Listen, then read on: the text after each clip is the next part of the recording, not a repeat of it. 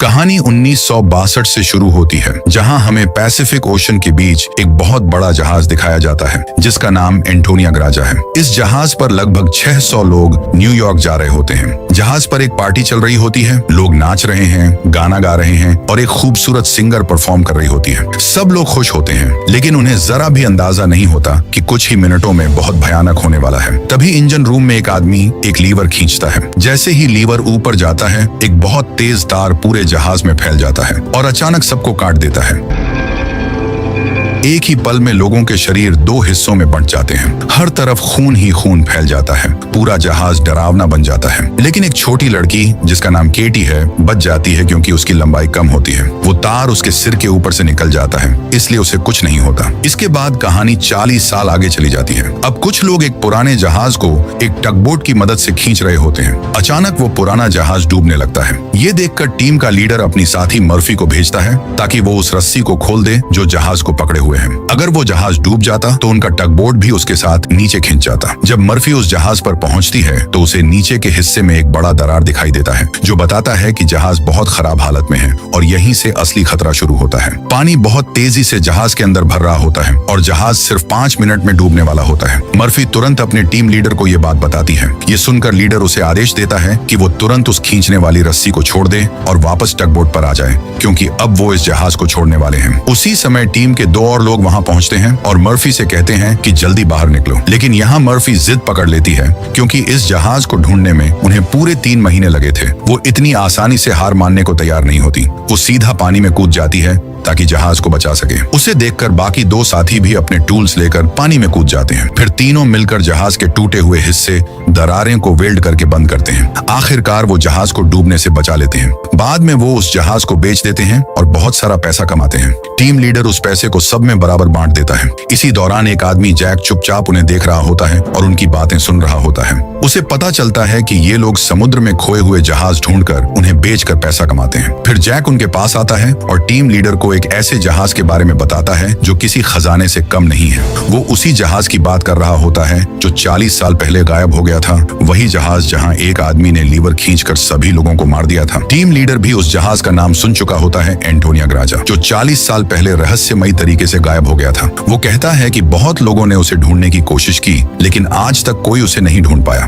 तब जैक कहता है, मुझे पता है वो जहाज कहाँ है। अगर हम उसे ढूंढकर बेच दें तो हम रातों रात अमीर बन सकते हैं। पैसे की लालच सुनकर टीम के सारे लोग तुरंत इस मिशन के लिए तैयार हो जाते हैं और अगले ही दिन वो अपनी टगबोट लेकर एंटोनिया ग्राजा को ढूंढने निकल पड़ते हैं। कई दिनों की यात्रा के बाद वो लोग समुद्र के एक सुनसान इलाके में पहुंचते हैं। तभी टीम का एक सदस्य पास के किसी जहाज से आ रहा सिग्नल पकड़ता है। अब उन्हें यकीन हो जाता है कि 40 साल पहले खोया हुआ जहाज यहीं कहीं पास में है। थोड़ी ही दूरी पर उन्हें एक बहुत बड़ा जहाज दिखाई देता है, वही जहाज जो 40 साल से गायब था। उसे देखकर सब लोग बेहद खुश हो जाते हैं और सोचते हैं कि इसे बेचकर वो बहुत बड़ा पैसा कमाएंगे। टीम लीडर 2 लोगों को टगबोट पर ही रुकने के लिए कहता है और खुद कुछ लोगों के साथ उस जहाज के अंदर जाता है जांच करने के लिए। जैसे ही वो अंदर जाते हैं, उन्हें एक अजीब सी आवाज सुनाई देती है, जिससे सब थोड़ा डर जाते हैं। लेकिन लीडर कहता है कि आगे बढ़ते रहो। उस आवाज का पीछा करते हुए वो एक बड़े से घड़ी तक पहुंचते हैं। हैरानी की बात यह होती है कि घड़ी अभी भी चल रही होती है। फिर अचानक घड़ी की सुइयां अचानक रुक जाती हैं। ये देखकर सबको बहुत अजीब लगता है। आगे बढ़ते हुए वो जहाज को एक्सप्लोर करते हैं।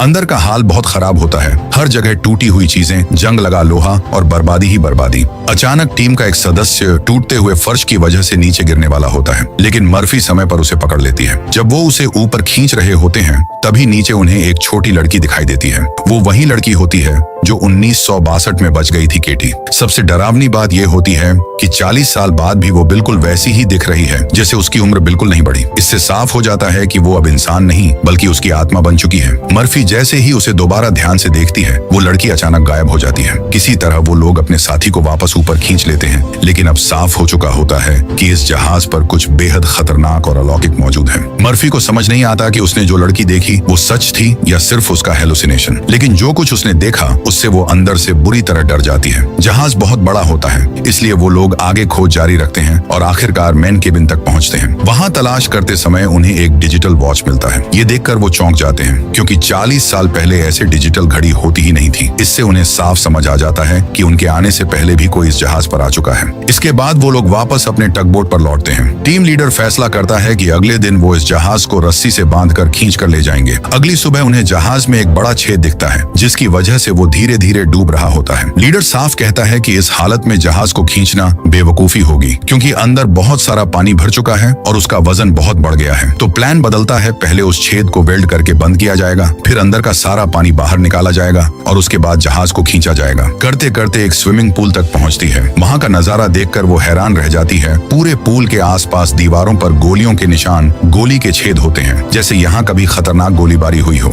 जैसे ही मर्फी वहाँ से निकलने की कोशिश करती है, अचानक वही छोटी लड़की फिर से उसके सामने आ जाती है। इस बार मर्फी बुरी तरह डर जाती है और पीछे हटते हुए सीधे स्विमिंग पूल में गिर जाती है। अब मामला सिर्फ डर का नहीं, कुछ बहुत खतरनाक खेल चल रहा है। मर्फी जब पूल में गिरती है तो उसका सिर जोर से फर्श से टकराता है और खून बहने लगता है। लेकिन सबसे डरावनी बात यह होती है कि पूल उस खून को तुरंत सोख लेता है, जैसे वो पहले से ही कुछ जिंदा हो। जब मर्फी ऊपर देखती है तो वो लड़की गायब होती है और उसकी जगह जैक खड़ा होता है। दोनों वहां से आगे बढ़ जाते हैं और जैसे ही वो जाते हैं, पीछे स्विमिंग पूल पूरा खून से भर जाता है। इसका मतलब साफ है, ये जहाज सिर्फ खाली नहीं है, इसमें कुछ बेहद खतरनाक मौजूद है।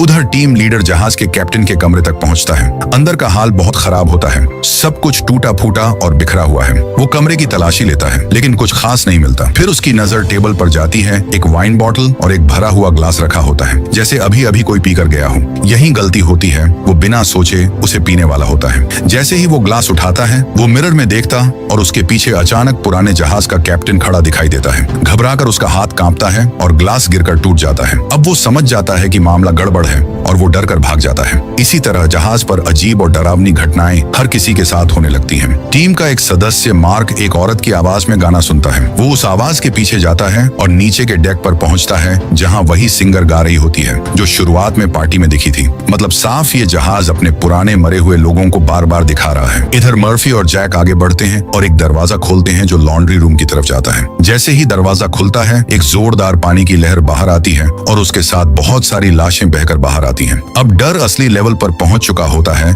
मर्फी और जैक बुरी तरह घबरा जाते हैं, लेकिन फिर भी आगे बढ़ते हैं, क्योंकि अब पीछे लौटना भी उतना ही खतरनाक है। जैसे ही मर्फी और जैक आगे बढ़ते हैं, एक कैबिन का दरवाजा अपने आप खुल जाता है। अंदर जाकर जैक एक लग्जरी कार देखता है और खुश हो जाता है। उसे सिर्फ पैसे दिख रहे हैं, लेकिन मर्फी को कुछ गड़बड़ लग रहा होता है और वो वहाँ से जल्दी निकलना चाहती है। तभी उन्हें पास वाले कमरे में कुछ हिलता हुआ दिखता है। वो जाकर चीजें हटाते हैं और अंदर देखकर दंग रह जाते हैं। वहाँ सोने से भरा एक बॉक्स होता है। मर्फी तुरंत बाकी टीम को बुलाती है। जब सब आते हैं तो पता चलता है कि ऐसे कुल 9 बॉक्स हैं और हर बॉक्स में यहाँ 28 सोने की ईंटें हैं। अब सबका दिमाग घूम जाता है। उन्हें लगता है कि वो एक ही रात में अमीर बन गए। यही सबसे बड़ी गलती होती है। वो लोग डिसाइड करते हैं कि अब जहाज को छोड़कर सिर्फ सोना लेकर निकल जाएंगे। लालच, समझदारी और यही आगे उन्हें भारी पड़ता है। वो सारा सोना अपने टगबोट में लोड कर देते हैं और निकलने की तैयारी करते हैं। उधर टगबोट का कैप्टन इंजन साफ कर रहा होता है, लेकिन अचानक सिलेंडर वाल्व अपने आप खुल जाता है और गैस लीक होने लगती है। ध्यान देने वाली बात ये कोई एक्सीडेंट नहीं,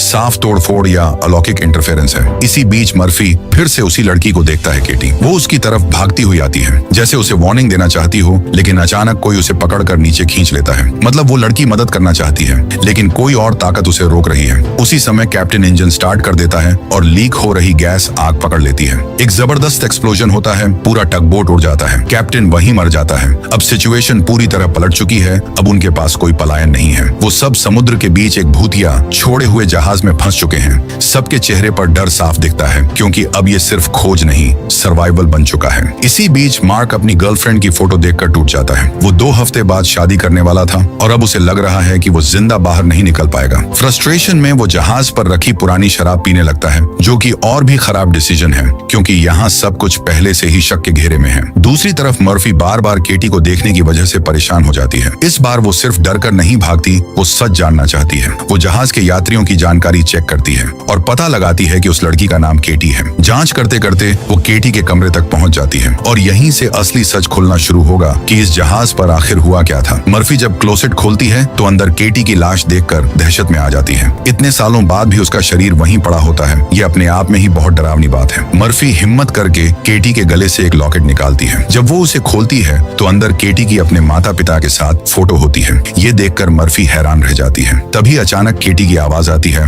लॉकेट बंद मत करो, मैं इतने सालों बाद अपने मम्मी पापा को देख रही हूँ। अब यहाँ साफ हो जाता है मर्फी किसी जिंदा इंसान से नहीं बल्कि एक आत्मा से बात कर रही है। मर्फी जब वो लॉकेट केटी को देने की कोशिश करती है तो वो उसके हाथ के आर पार निकल जाता है। अब केटी असली सच बताती है। वो कहती है कि इस जहाज पर बहुत सारी आत्माएं फंसी हुई हैं और जब तक उस आदमी को नहीं मारा जाएगा जो सबको कंट्रोल कर रहा है तब तक कोई भी आजाद नहीं होगा। मर्फी सवाल करती है, वो आदमी कौन है? लेकिन जैसे ही केटी उसका नाम बताने वाली होती है अचानक अजीब कीड़े पूरे डेक पर फैलने लगते हैं। केटी डर जाती है और मर्फी को वार्निंग देती है, यहाँ से तुरंत निकल जाओ नहीं तो तुम सब मर जाओगे, और फिर वो गायब हो जाती है। अब दूसरी तरफ हम देखते हैं मार्क। वो पूरी शराब की बोतल पी चुका होता है और चक्कर खा रहा होता है। अचानक उसके आसपास की सारी चीजें हिलने लगती हैं और एक पल में सब कुछ ठीक हो जाता है, जैसे जहाज 40 साल पीछे चला गया हो। जो लोग मर चुके थे वो सब जिंदा दिखाई देने लगते हैं। मार्क खुद को एक पार्टी के बीच खड़ा पाता है जहां लोग उसके लिए ताली बजा रहे होते हैं। शुरू में वो डरता है लेकिन फिर खुद को समझा देता है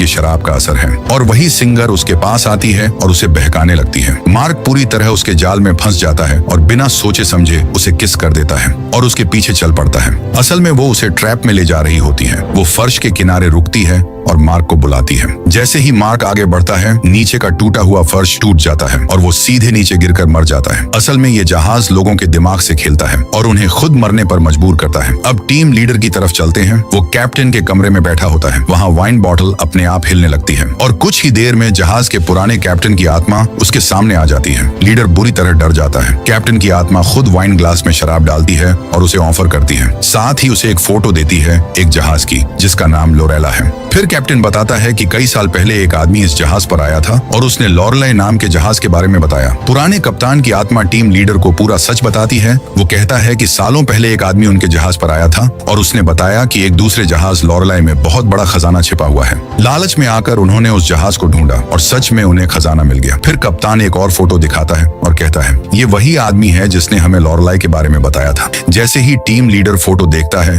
उसके होश उड़ जाते हैं क्योंकि उस फोटो में जैक होता है और वो फोटो 40 साल पुरानी होती है। अब यहाँ कोई कंफ्यूजन नहीं बचता। अगर कोई आदमी 40 साल बाद भी बिल्कुल वैसा ही दिख रहा है तो वो इंसान नहीं हो सकता। टीम लीडर सीधा समझ जाता है जैक कोई इंसान नहीं बल्कि एक खतरनाक आत्मा या कहो डीमन। अब उसका दिमाग तेजी से काम करता है। हमें तुरंत इस जहाज से निकलना होगा। वो अपने बाकी साथियों को ढूंढने निकलता है लेकिन तभी उसे वही आदमी दिखता है जो टगबोट के एक्सप्लोजन में मर गया था। यानी अब उस मरे हुए इंसान की आत्मा उसके सामने खड़ी होती है और उस पर हमला करने बढ़ती है। टीम लीडर जान बचाने के लिए भागता है। उसी समय मर्फी वहां पहुंचता है और वो आत्मा अचानक गायब हो जाती है। लेकिन यहाँ एक ट्विस्ट है। लीडर अभी भी डर के असर में होता है। उसे मर्फी का चेहरा भी उसी आत्मा जैसा दिखने लगता है। अब वो पूरी तरह कंट्रोल खो देता है और मर्फी पर ही हमला कर देता है। मर्फी सेल्फ डिफेंस में उसके पैर पर वार करता है और उसे घायल कर देता है, लेकिन लीडर फिर भी नहीं रुकता। जैसे ही वो मर्फी को मारने वाला होता है पीछे से जैक आता है और आयरन रॉड से उसके सिर पर मारकर उसे बेहोश कर देता है। अब हमें पता चलता है जैक ही वो आदमी है जिसने सबको इस जहाज तक लाया और वही इस पूरे खेल का मास्टरमाइंड है। टीम में सिर्फ एक ही इंसान था जिसने सच्चाई पकड़ ली थी,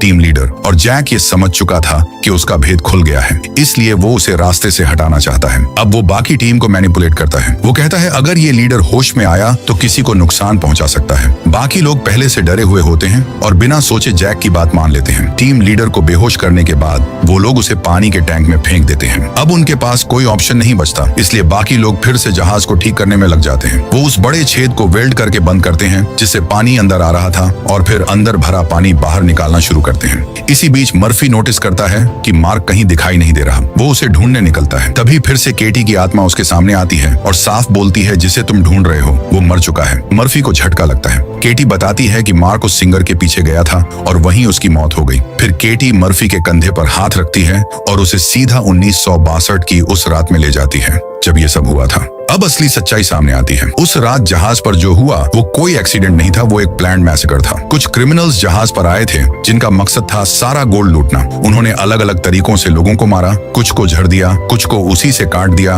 और कई लोगों को गोलियों से मार डाला। यहाँ तक कि छोटी केटी को भी नहीं छोड़ा गया। उसे उसके कमरे में ले जाकर फांसी दे दी गई। अब सबसे बड़ा ट्विस्ट, इस पूरे कांड के पीछे वही लेडी सिंगर थी जो शुरू में गाना गा रही थी। वही असली मास्टरमाइंड थी उस समय। उसने अपने आदमियों के साथ मिलकर पूरे जहाज को खत्म कर दिया दिया ताकि सारा सोना उनका हो जाए। एक जहाज का ऑफिसर भी उसके साथ मिला हुआ था। उसने सिंगर के इशारे पर अपने ही साथियों को मार डाला, लेकिन जैसे ही उसने पीछे मुड़कर देखा, लेडी सिंगर ने उसे भी गोली मार दी। क्यों? क्योंकि वो किसी के साथ शेयर नहीं करना चाहती थी। पूरा गोल्ड सिर्फ उसका होना चाहिए था। लेकिन कहानी यहीं खत्म नहीं होती। अचानक एक और आदमी सामने आता है। असल में इस खेल का वही सबसे बड़ा मास्टरमाइंड था। वो आता है और लेडी सिंगर को आयरन चेन से लटकाकर मार देता है। केटी की मदद से मर्फी पूरा सच देख लेता है और असली मास्टरमाइंड को पहचानते ही उसके होश उड़ जाते हैं। वो आदमी कोई और नहीं, जैक ही होता है। अब जिसने सबको यहाँ खजाने का लालच देकर बुलाया, वही शुरू से खेल खेल रहा था। अब पूरा प्लान समझ आता है। जहाज धीरे धीरे डूब रहा था। उसे ठीक करने के लिए एक्सपर्ट लोगों की जरूरत थी। जैक खुद ये काम नहीं कर सकता था, इसलिए उसने इन्हें यहाँ फंसाया। काम निकल गया। अब ये सब उसके लिए बेकार है। अब इन्हें मारना है। मर्फी को तुरंत अपनी गलती याद आती है। वो जैक के असर में आकर उसने अपने ही टीम लीडर को टैंक में कैद कर दिया था। वो भागकर उसे बचाने जाता है, लेकिन देर हो चुकी होती है। टैंक पानी से भर चुका होता है और टीम लीडर मर चुका होता है। मर्फी पूरी ताकत से ग्लास तोड़ने की कोशिश करती है, लेकिन सब बेकार साबित होता है। अब सिचुएशन पूरी तरह मर्फी के खिलाफ है। लीडर गया, मार्क गया और बाकी भी खतरे में हैं। मर्फी तुरंत डॉज को ढूंढता है और उसे साफ साफ सच बता देता है। जैक इंसान नहीं है, उसे देखते ही गोली मार देना। ये पहली बार है जब कोई सही कदम उठाता है। मर्फी फिर दूसरे साथियों को ढूंढने निकल जाता है। जैसे ही वो जाता है, जैक सामने आ जाता है। डोड्स तुरंत गन निकालकर उसे रोकता है। अब यहाँ डोड्स गलती नहीं करता, वो सीधे एक्शन लेता है। जैक बातों में उलझाकर गन छीनने की कोशिश करता है, लेकिन इस बार ट्रिक काम नहीं करती। डॉज समझ जाता है और बिना एक पल गंवाए सीधे ट्रिगर दबा देता है। गोली लगते ही जैक पीछे गिरता है। डॉज गोली मारने के बाद जैक के पास जाता है और सोचता है कि वो मर चुका है, और वो वहां से चला जाता है, जबकि जैक अभी भी जिंदा होता है। उधर मर्फी जिस साथी को ढूंढने गया था, उसे पानी में मरा हुआ पाती है। अब हालत साफ है। टीम के लगभग सभी लोग मर चुके हैं, सिर्फ मर्फी और डॉज बचे हैं। अब मर्फी फैसला लेती है, इस जहाज को खत्म करना पड़ेगा। वह पूरे जहाज में एक एक जगह विस्फोटक लगाना शुरू कर देता है। तभी डॉज आता है और कहता है, मैंने जैक को मार दिया। मर्फी तुरंत उसे रोकता है। तू गलत है, जैक इंसान नहीं है, वो डीमन है। वो इतनी आसानी से नहीं मरेगा। फिर मर्फी असली बात बोलता है, हमें पूरा जहाज को उड़ा देना होगा, वरना ये फिर किसी और को फंसाएगा, और साथ में इससे यहाँ फंसी सारी आत्माएं भी आजाद हो जाएंगी। अब यहाँ डॉज का दिमाग फिर से लालच में चला जाता है। वो गुस्से में कहता है, अगर जहाज उड़ा दिया तो सोना भी चला जाएगा, हम खाली हाथ लौटेंगे। इतना सब देखने के बाद भी अगर कोई सोने के पीछे पड़ा है तो वो खुद मरने के लिए तैयार है। मर्फी साफ जवाब देता है, ये सोना असली नहीं है, ये सिर्फ जैक का ट्रैप है, हम इसे कभी ले ही नहीं पाएंगे। और वो अपने फैसले पर अड़ा रहता है, जहाज उड़ाना ही पड़ेगा। अब जैक समझ जाता है कि मर्फी रुकने वाला नहीं है। तभी जैक अपना असली रूप दिखाता है। अब वो इंसान जैसा नहीं, बल्कि पूरी तरह एक डरावनी अस्तित्व बन जाता है। और सबसे बड़ा झटका, वो कहता है कि डॉज तो पहले ही मर चुका है। मतलब मर्फी जिस डॉज से बात कर रहा था, वो भी एक एक इल्यूजन या आत्मा थी। अब जैक अपना पूरा सच खोलता है, तुम और मैं एक जैसे हैं। जैसे तुम समुद्र में फंसे जहाज ढूंढते हो, वैसे ही मैं फंसी हुई आत्माएं इकट्ठा करता हूँ। वो ये भी मानता है कि मैं पहले इंसान था, लेकिन मैंने बहुत पाप किए और यही मेरी सजा बन गई। अब उसका काम है लोगों की आत्माएं इकट्ठा करना, और इसके लिए उसे एक जहाज चाहिए, उसका ट्रैप है। फिर वो सीधा मर्फी से कहता है, मैं नहीं चाहता कि तुम इस जहाज को नष्ट करो। जैक मर्फी को एक डील देता है, तू चला जा, मैं तुझे नहीं मारूंगा, लेकिन बदले में इस जहाज को मत उड़ाना। ये दया नहीं, सिर्फ खुद को बचाने की कोशिश है। जैक अपना सिस्टम बचाना चाहता है, मर्फी मना कर देता है। यहीं वो सही फैसला लेता है, क्योंकि अगर वो मान जाता तो ये साइकिल कभी खत्म नहीं होती। जैक उसे आयरन रॉड से मारकर गिरा देता है और उसे खत्म करने बढ़ता है। आखिर में मर्फी अपना आखिरी दांव चलता है, सीधे बम के रिमोट पर तीर मारता है और बिना सोचे पानी में छलांग लगा देता है। रिमोट ट्रिगर होते ही जहाज पर जोरदार ब्लास्ट होता है। पूरा जहाज डूबने लगता है। अब मर्फी खुद फंस जाती है पानी के अंदर। सांस खत्म हो रही है, बाहर निकलने का रास्ता नहीं। तभी केटी की आत्मा फिर आती है।